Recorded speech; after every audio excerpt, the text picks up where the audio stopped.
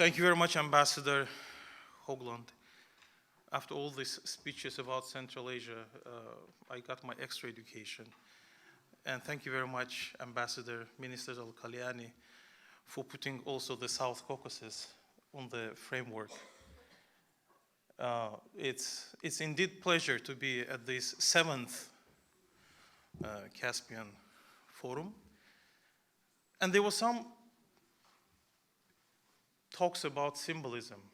It was mostly about C5+1, how it's moving from symbolic stand to something practical. And while I was sitting here, I looked at the maps.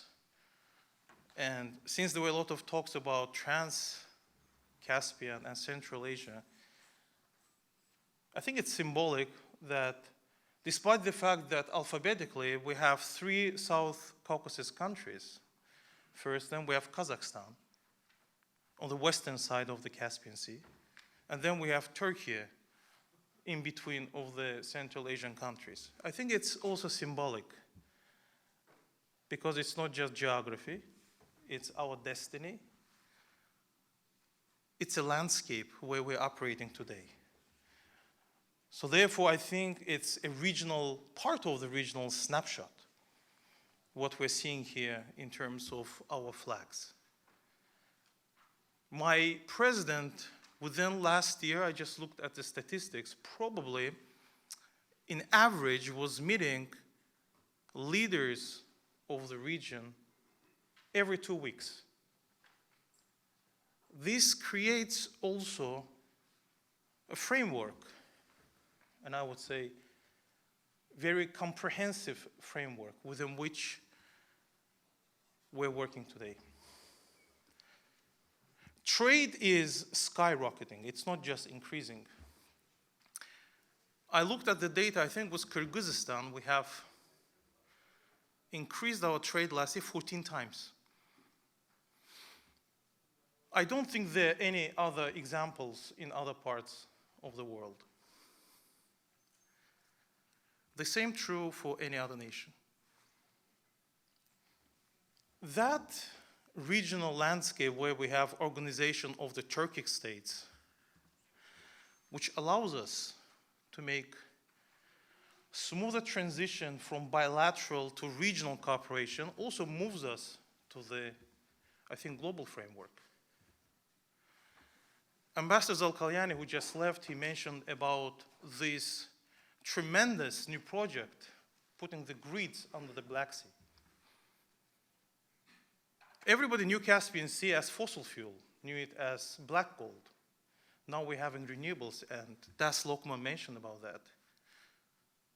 So Azerbaijani renewables will be flowing to Europe on top of increase of Azerbaijan's natural gas exports annually to Europe now, which will double by 2027. On top of it, the more renewables we send to Europe, our economy is also growing. We'll use it also domestically. That means we'll free more natural gas, so probably by 2027 we'll have even more capacity to help our European friends as a reliable partner. This is extremely important to look at the picture always strategically from global and regional perspective, and not to go into geography, which is destiny, but at the same time, sometimes, if we look at it from purely academic perspective, can be a hurdle.